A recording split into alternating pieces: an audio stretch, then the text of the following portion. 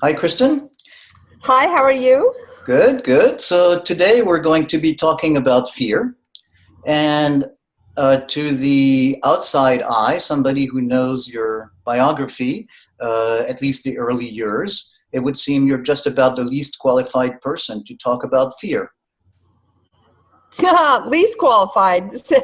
I assume that you're being facetious. I'm being facetious in the sense that you have been, described as the best extreme skier, the best, extreme sports person, and that would be, at least in ordinary language and ordinary perception, the ability to not feel fear. And yet here you are talking about embracing fear. Yes, I would say that my background and what gives me the right to talk about fear is a few things, three things. First of all, that I used to be called fearless, that I was a professional big mountain extreme skier, best in the world for 12 years, was considered fearless by the outdoor industry, all that, for a decade and a half.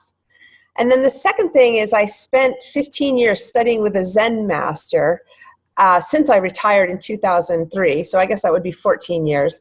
And I have been just dissecting and unraveling my experience with fear during my professional skiing career, but also just dissecting it in my own life in general. And then and this is the third credential, thousands and thousands of clients. I've facilitated so many people, just helping them have a more healthy, conscious relationship with fear. And so I have a lot of experience since retiring as an athlete, just exploring around this huge subject.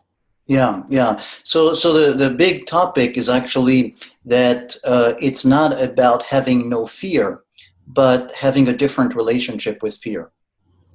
Yeah, it's not possible to have no fear. Even people that don't feel afraid, definitely fear is there. They just don't realize it. It's coming out in ways that are not obvious to them or to those around them. Mm-hmm, mm-hmm, mm-hmm. And so, um, um, would you maybe describe some of the things you've done under the sense of having no fear, and then realizing there was fear? And one thing I have in mind that in reading your book was a moment where a photographer dared you in Squaw Valley to do something that seemed absolutely impossible. And it's very interesting to describe, maybe to share some of what happened inside, during, and afterwards. What you're referring to is one of my many cliff jumps. And I made a living, of course, risking my life on skis for 15 years. And I jumped off a lot of cliffs. And, that's not necessarily a threat to your life. It's definitely a daring feat. And people that jump off cliffs on skis, we've all seen the videos. They look like they don't have any fear. They definitely seem stoic about it. They seem like they're having a really good time. Actually, what they're doing is they really enjoy feeling fear.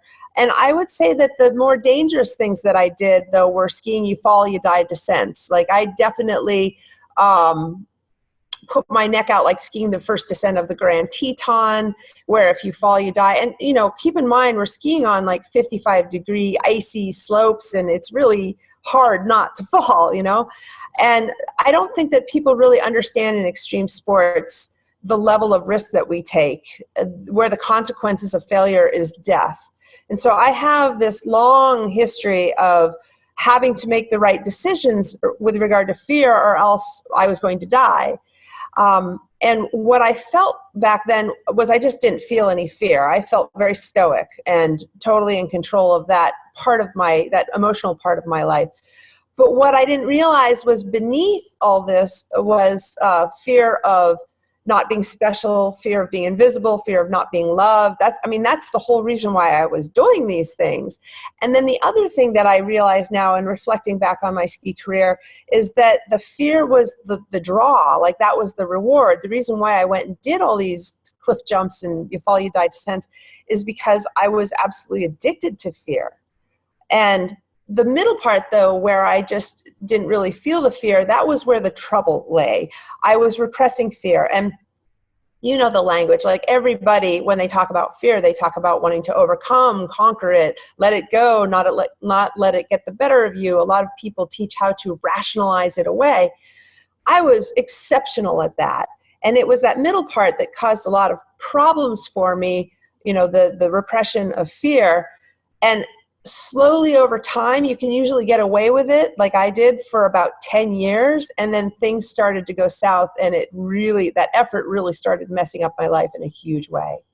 So that's a lot of things in there, and I want to maybe take a moment to highlight some of them. So obviously, the things you did are things that most of us would not be able to do, and many of us would not describe themselves as addicted to fear. However, it's not a reason to ignore this, because in a way, what you're describing is that the fear that was driving you was actually a fear about something else. The fear underlying the experience of fear was the fear of being rejected, the fear of not being special.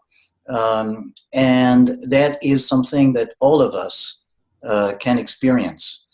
You also highlight that behind the appearance of fearlessness, there was a repression of fear, and that obviously is where all the problems start to accrue.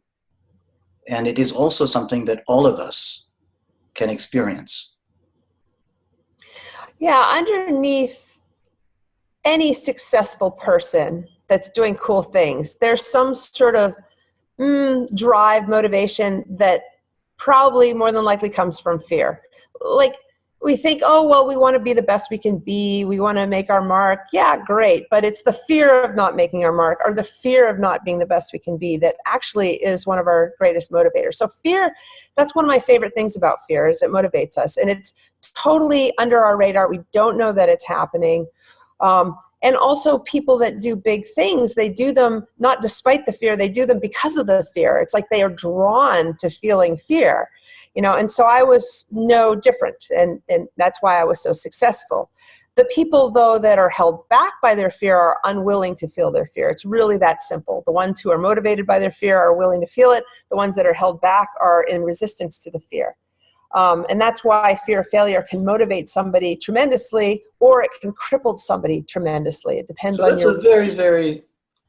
That's a very major distinction. And that's the exact opposite, as you keep pointing out, you know, in everything you do and write, that actually the standard advice, the generally accepted wisdom, is totally wrong in that sense.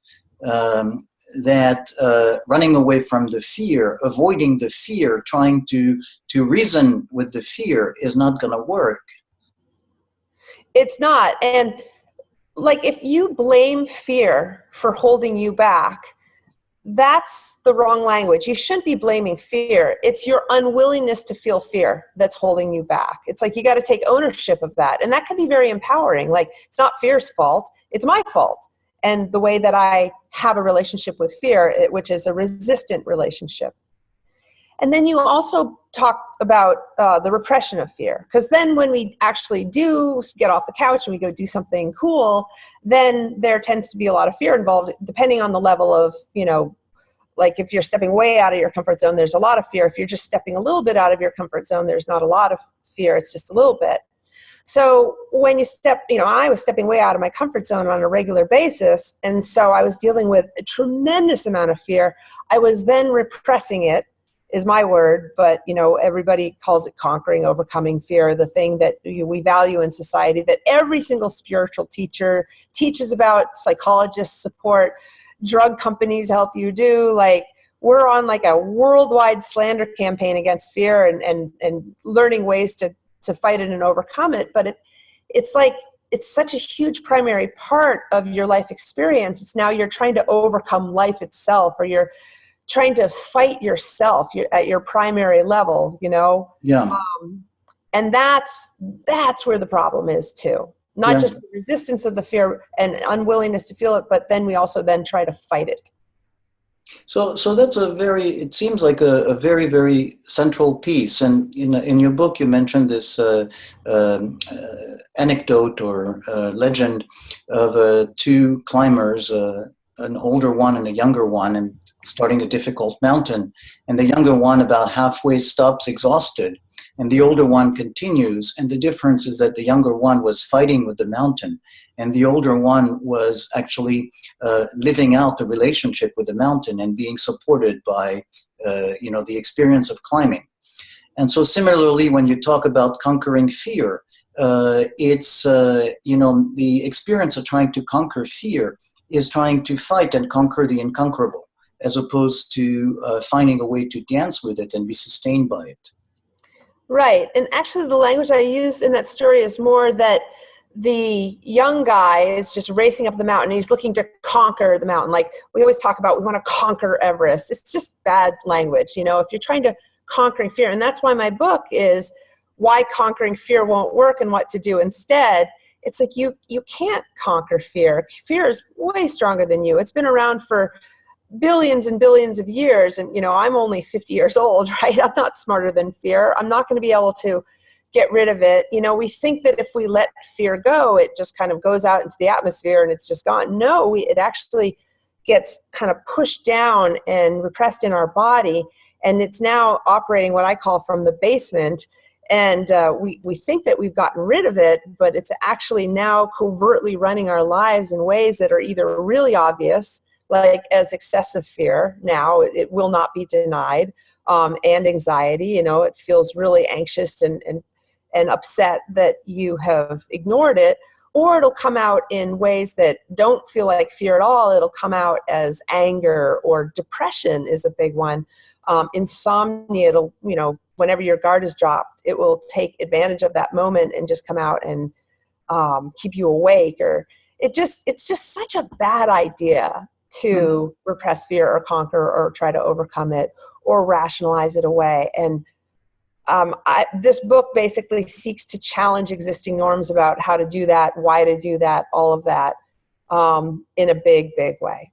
So very clearly, it's impossible to eliminate fear. And when we do, we suffer the consequences in so many different ways. So let me stop you for a second. It's not impossible. What we do is, like, let's say fear is like a nagging child, and you turn away from it. Like, I don't want to deal with this. It's uncomfortable. It's annoying, right? I wish you would shut the hell up, right? Fear goes away. So it seems possible, like the child goes away, doesn't nag, doesn't whine, but it's a temporary solution.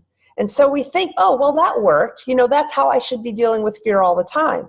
But anybody that has children knows that if you ignore a whining child, it gives you temporary relief, but next time the child comes back, he's whining louder and he's more upset. So I really like when you do this visual of putting the hand here, of the hand being the fear talking and the looking away from it. Okay, and so this implicitly calls for the corrective, which is that actually the facing the fear and starting a relationship and starting to have that dialogue.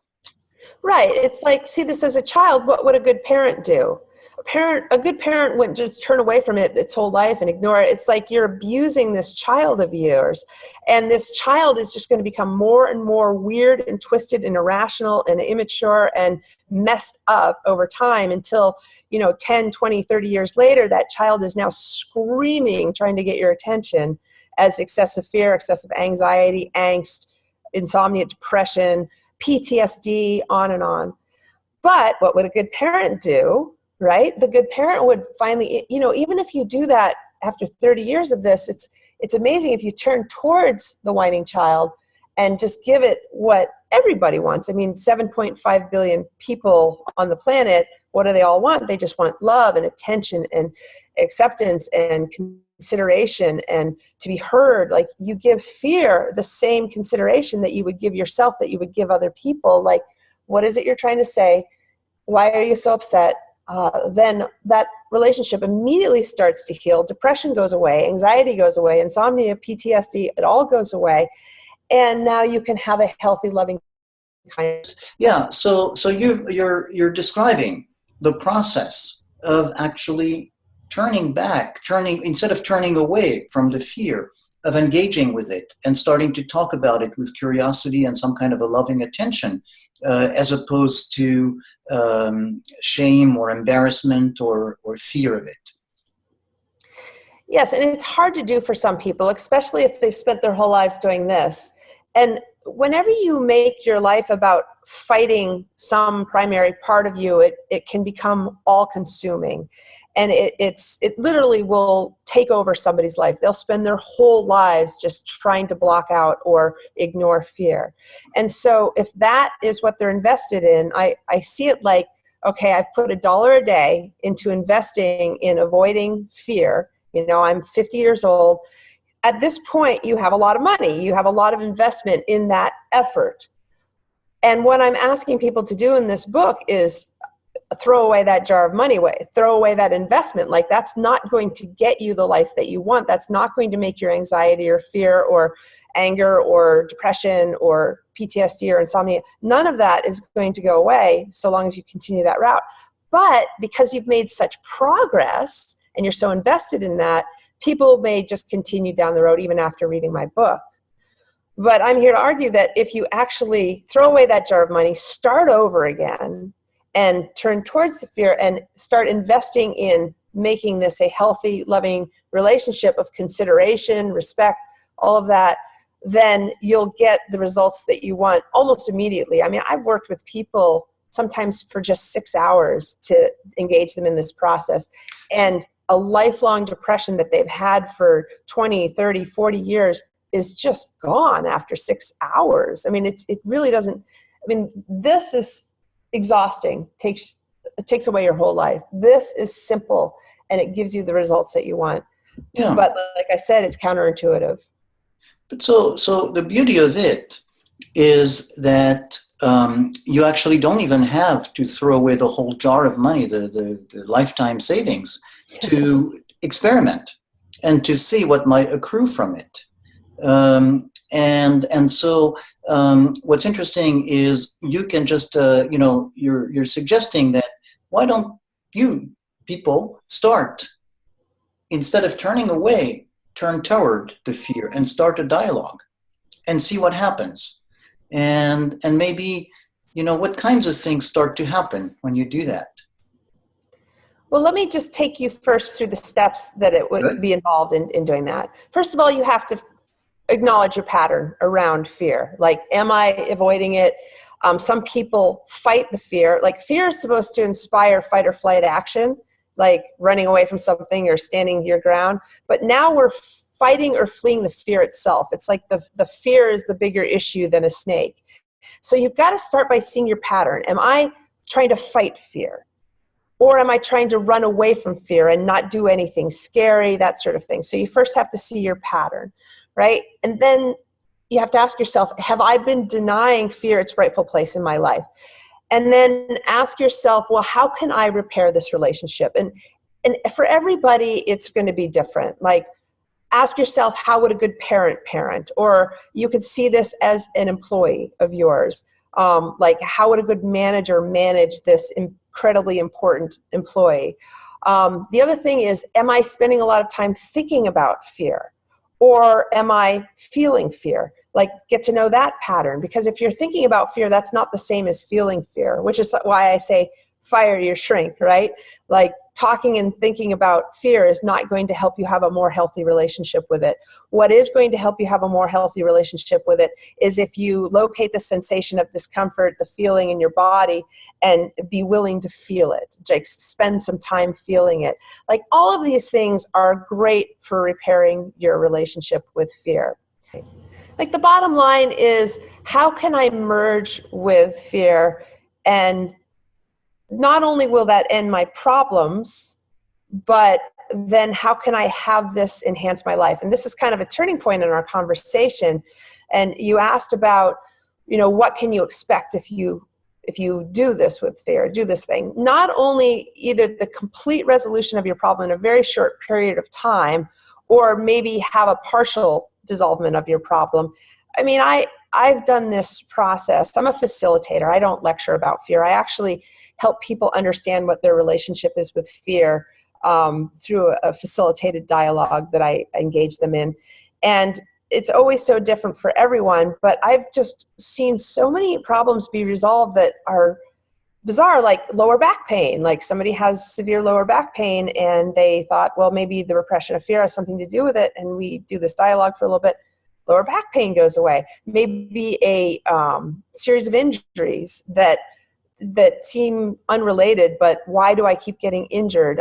Maybe somebody that gets sick all the time, or maybe there's not going to be necessarily a complete resolution of physical illness, but there'll be a partial resolution of illness by doing this. I mean, it is just so useful for so many different things. I mean, the amount of tension that you have to hold in your body to not deal with your fear makes you really rigid. And what do we know about rigid trees? Like they break, right?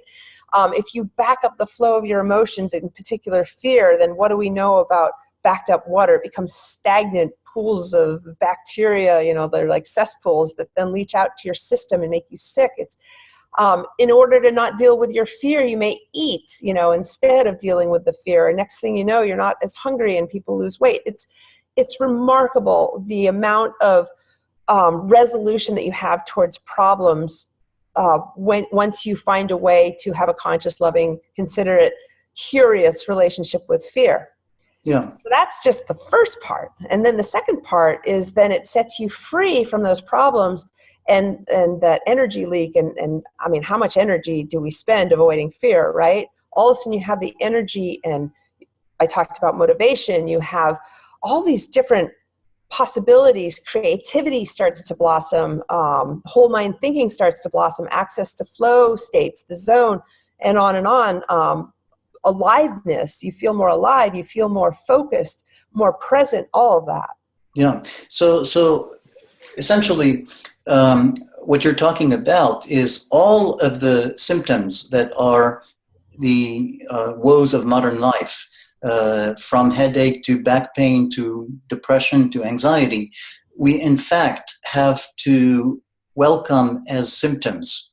And not that the symptom by itself is pleasant, but the symptom alerts us to the fact that there is an underlying condition that we're not dealing with, and that we spend a lot of our time and energy avoiding, which in turn has its own consequences. And actually thinking of this as symptoms allows us to face the problem and deal with it and feel freer and have a fuller life. I have an equation in my book that kind of summarizes this whole thing. And the equation is suffering equals discomfort times resistance. Fear is a very uncomfortable feeling. It's a feeling of discomfort in your body. And when we resist it, let's say the level of discomfort is a 10, like we're going to feel fear. But when we resist it to also a level 10, what's 10 times 10? Well, that's 100. So our suffering is 100. And we can't get rid of the discomfort very easily, not for very long at least. So let's say, again, the discomfort is a level 10, which grows and grows the more you resist it. But our resistance is something where we have wiggle room. Let's say we only resist it to a level 1, 10 times 1 equals 10, and the suffering is much less. So what this book seeks to do is help people kind of address the resistance. And the problem in our society is that every single therapist, spiritual teacher, advisor, even books on emotional intelligence, which seek to help you rationalize fear away. It's just all seeking to enhance your resistance. And that leads to greater suffering. Maybe not in the short term, but definitely in the long term. I want to just take exception when you say every single therapist. Oh, yes. Actually, that's. If you could say many, I would feel more comfortable. Let me outline that. Okay. Most people just flat out say you've got to fight this war. It's something to be conquered, overcome. False evidence appearing real. You've got to get rid of fear. There's also kind of a new group, and I don't want to say absolutes, right? But I gotta say, we're kind of still in this absolute place, because the second group of people that are saying, "Hey, fear is natural. You want to feel it. You don't want to repress it." They'll say that, but then in their next sentence, they'll say, okay, but now we need to control it. And so it just contradicts what they just said. It's kind of like, oh, a child is a blessing, now let's beat him, right? Yeah. And No, it's so step in the right. It's a again, step in the right direction. But I have not seen anyone that goes all the way until now. Like, I am definitely the biggest PR director for fear out there. I have yet to meet somebody that says a child is a blessing, period, and that's it. You know, well, fear is a blessing. I'm drawing myself into this because I am a therapist, and I'm not, and I have many colleagues uh, whose approach to fear is, you could say, the notion of control is not controlling it by trying to have will, but actually control in the sense of understanding, going with it, very much in the sense of dancing with it and being informed by it. And And I think that's very similar to what you're talking about, which is that trying to control it the old-fashioned way is totally self-defeating and self-aggravating. But you actually gain greater control in a paradoxical way by dancing with it and understanding it and paying attention to it. So I do agree with you that maybe a majority, classical understanding of many spiritual leaders and therapists is to essentially, ignore it, conquer it, avoid it. But I just wanted to take issue with all. Well, let me show you the difference. Okay. Because you just said something that was disrespectful to fear, and you don't realize it, and nobody does, because we're so headed in the right direction with regard to fear, and I definitely want to acknowledge that. But listen to the language. Like, maybe the old school would be like, okay, I want, like, let's say this is my fear. I want nothing to do with you. Go away. You're an embarrassment to me. You suck. Like, you're ruining my life, right? That's level one. The second level is like, okay, I know you're natural. I know you're meant to be here. And keep in mind, this is an individual. Let's call fear an individual that's maybe your roommate or your wife or something, your best friend, or your friend, not your best friend, your enemy you hate, right?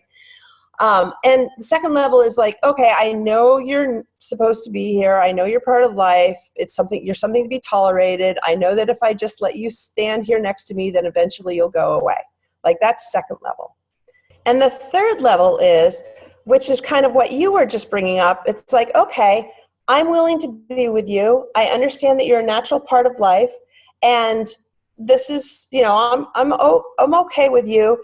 And I'm doing this just because I'm hoping that by doing this, I can control you, and then you'll eventually go away, right? So can you see that that's still disrespectful? I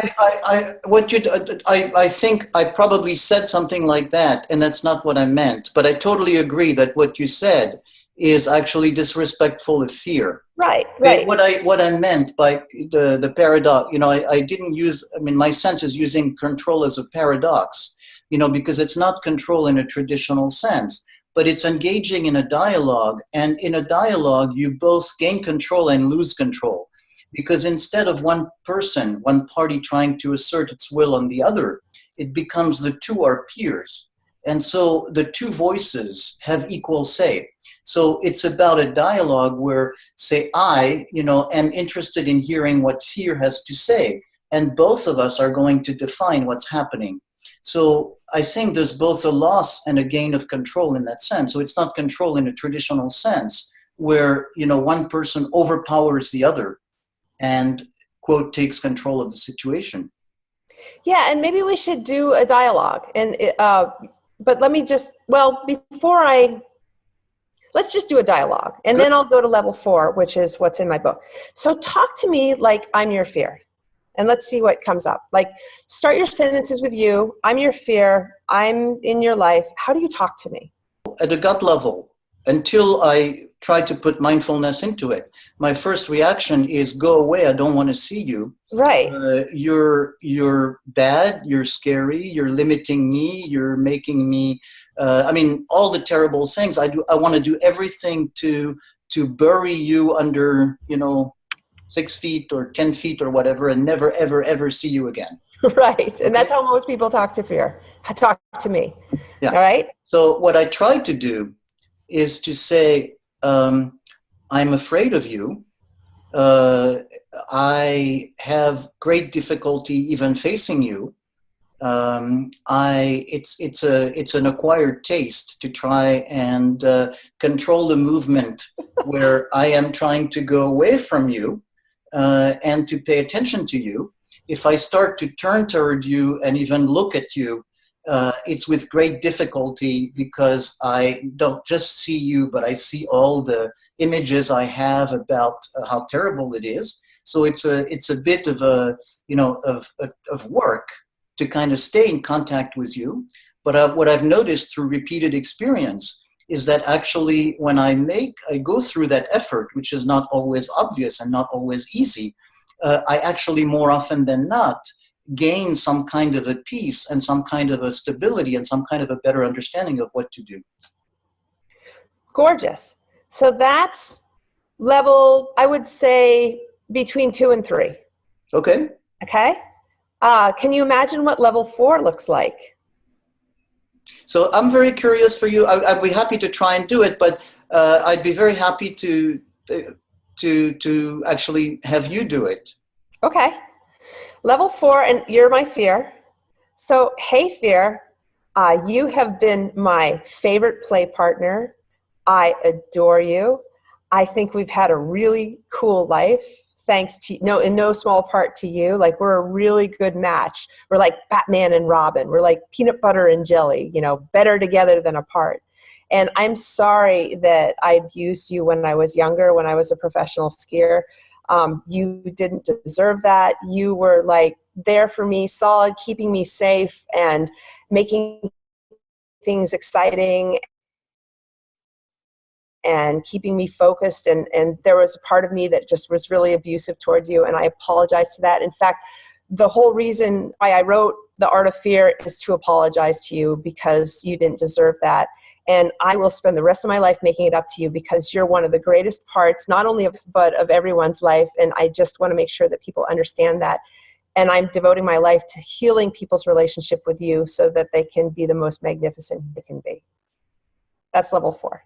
And do you see the intimacy? It even involves intimacy.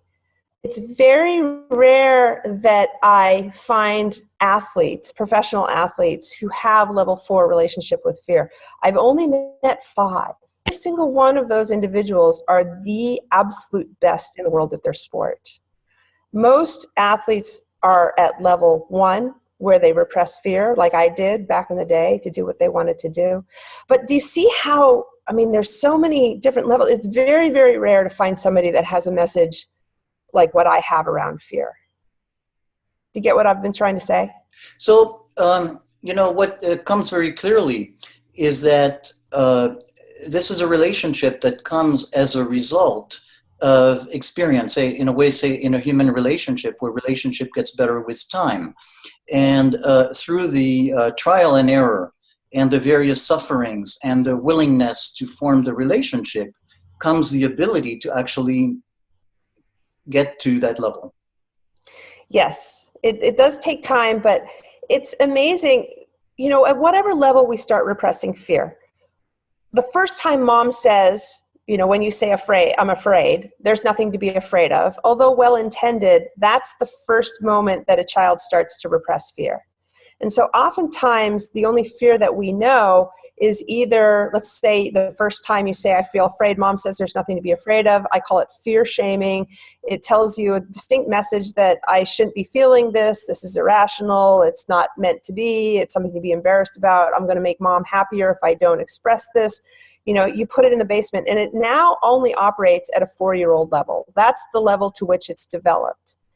And then if you also repress it, then it comes out in an angry, hostile way, or however a child would be if you lock it in the basement for 30, 40, 50 years. You take it out of the cage in the basement, you show it some love and respect, immediately that relationship starts to heal, your problems resolve, and very quickly fear becomes more and more mature and healthy, natural part of your life.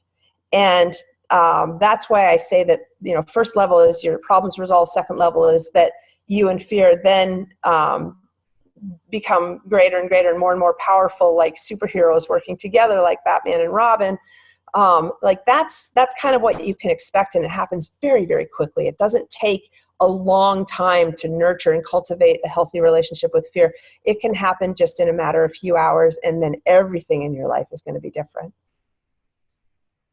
So this sounds like a wonderful place to conclude. But do you want to add something else, or is it good to leave it at that?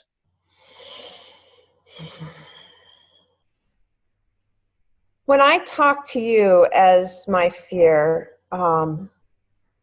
this work has profoundly changed my life. Like in the middle of the night, if I wake up and I have monkey mind, like I know exactly what to do. I don't turn away from the fear like we're taught. I turn towards the fear and I'm back to sleep in seconds. I had just horrible relationships with men, and now I have a healthy, loving relationship with my husband. I mean, it's like if you have any problem in your life, be it relationship or underperforming at work, like if you're burnt out, there's, and all the ones that I described too, if you have a problem in life, the repression of fear has something to do with it, maybe even everything to do with it. I just so encourage people to have a conscious relationship with fear, get to know their patterns, see if that could be made better. I actually want to just conclude by saying your relationship with fear is the most important relationship of your life, because it's the relationship that you have with your primary self. And if you don't have a healthy relationship, if you're trying to get rid of it, if you have some sort of dialogue with fear that is really combative or hostile or dismissive or controlling or, anything like this, I cannot encourage somebody enough to make that their primary practice for at least a little while and just watch how things transform from there.